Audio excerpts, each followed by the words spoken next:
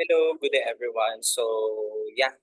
Welcome back to our subject physical education and health. So today I'm going to share with you the topic or additional topic, and this is about how to organize, how to plan a sports event.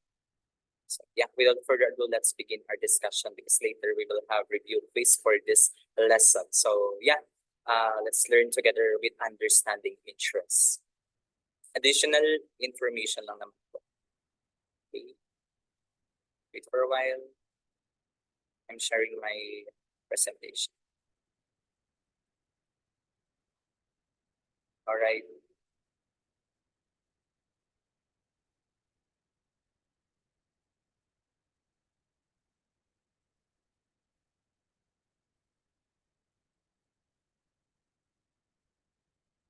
How to organize, how to plan a sports event. So marami sa inyo, uh, siguro may mga SK chairperson dito or kaya naman may mga players talaga na nag-organize ng sports event, hindi lamang sa paaralan, bagkos maging sa kanilang town or sa kanilang barangay. Alam ko, sumasali kayo sa mga liga. So actually, yung mga nagpapaliga na yun, they organize and they planned nagplano sila at nag-organize sila ng sports event na intended for you guys. So first and foremost, number one is to get organized. The first thing you need to do is write down all the details of the event. So first, what is the event for? Para saan ba siya? What practical elements will you need? Ano ba yung mga kailangan mo? Which type of space will you require?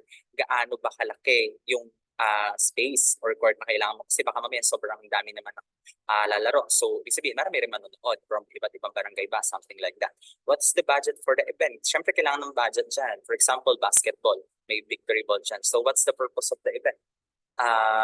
The purpose of the event, ano ba yung pinaka-purpose ng event natin? Kapag volleyball, siyempre, is to gain recognition, of course. And then select dates. Choosing the right date is vital. When we say vital, it's very important. You want to make sure that they don't clash with others local event in your area. So meaning kasi class, I can still remember my experience before. Yung nagpaliga kasi kami during that time. Yung sa sport namin, hindi ako nakapagpa-reserve kasi yung date na yon ay may naka-reserve pala. Kasi wala namang kaming court fee. So, ayun, hindi kami nakapagpaliga during that time kasi walang available dates. So, baka kasi magkaroon ng clash sa local events din. So, you also need to ensure you have enough time to pull your resources together to make the event a success. The more time you leave yourself to plan your sports event, the more time there's to promote and gain traction for it. So, much better if you will plan ahead of time. Next one is choose a venue. Venue is really important. It's just a place that you should consider. Like also consider the capacity na kailangan ninyo should be secure and should be convenient for your attendees to get to, whether it be indoor or outdoor. Kasi if ever masyadong malayo, halimbawa, ang liga is napagkasundoan ninyo na, halimbawa kasi sa amin, may malayo-malayong barangay sa amin. Siya ay from Barangay Taytay. So kung gaganapin siya sa malayong lugar like sa Suba, so I think that's very far from them. No? Mas maganda kung sa mismong center. Choose a venue that is convenient for everyone. Next one determines sports event style. Now it's time to decide on the type of sports event you want to host. So ano ba yung event style mo na gagawin? Plan a layout for what your day will look like and how you can make that happen. So kailangan mo magplano. Ano ba yung format? Ano yung mga multiple sports na kailangan mo? Ilang individuals pa or team kailangan? And then, yan ba ay match, tournament, or kaya naman ay liga? Next one, plan supplies. Make a list of supplies that will be required for your event. Ito, common to mga supplies na to. Yung certificate, posters, medals, tsaka yung mga awards. So, yung mga yan, scorecards. Yung mga yan, class, ay napakahalaga. Lalo na yung mga certificates and medals natin. Lalo, pag nanalo, of course, kailangan na mabigyan naman sila ng recognition and materials, supplies, medals, awards. Kasi baka mamaya, nagpaliga ka nga tapos wala ka naman ibibigay. So, nakakaawa. No? So next one, get insurance. Insurance, this is very important. Kahit nga sa school may insurance din ang mga players or hindi lang mga players, mga estudyante. Sa amin kasi from our school, South Bay, meron ano doon, insurance para sa mga bata if ever magkaroon ng insidente while playing or while they are making physical exertion or yung mga activities sa school. Yun. So, kung mabalian, binibigyan na kahit pa paano ng tulong. So next one, health and safety. You should be responsible for the health and safety of your workers, event attendees, and any contractors you have working and all the other members of the public in attendance. So healthy and safety are important din naman. Panatiliin natin na ligtas ang bawat isa.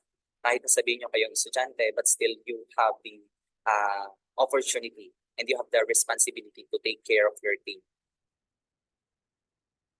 Assemble staff and volunteers. Assembling your staff is the next step to planning a successful event. By now, you should understand the scope and size of what you're hoping to achieve, which will help you to determine how many volunteers or staff members might be appropriate. Ilan ba yung mga volunteers and staffs na kailangan mo? Kasi if ever masyadong malaking event, yung sports event mo, kailangan mas malaki or mas maraming tao yung kailangan i-prepare mo.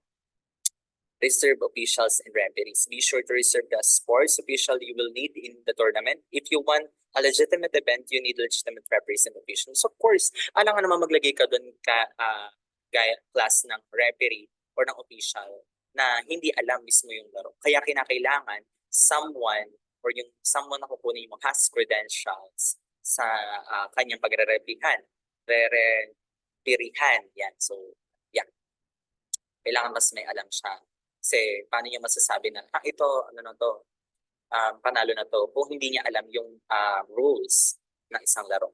So next one, reach out to attendees and participants. Now it's the time to finalize the teams participating in the tournament and send them the details of the event. Yeah. So reach attendees and participants, send mo na yung mga details, time, table of the day, kailangan nilang alam. So review the plan. Of course, kailangan mo review ang mga plano, assign all the tasks beforehand, ensure that everyone knows their roles and responsibility.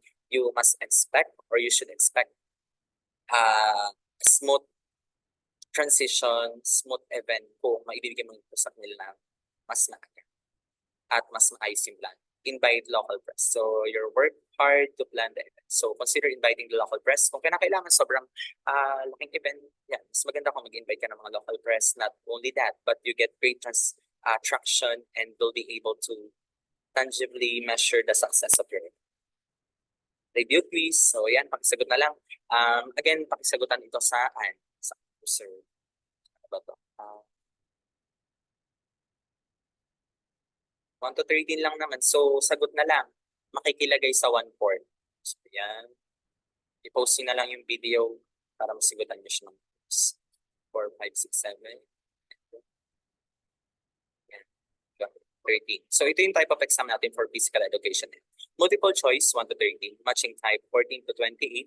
True or false is 29 to 40. Enumeration. So, you have to enumerate again the basic skills in basketball, volleyball, most popular sports, team sports. Then 51 to 60. Essay, of course, we have criteria for that. Okay, so thank you so much, class, for listening. Have a good day.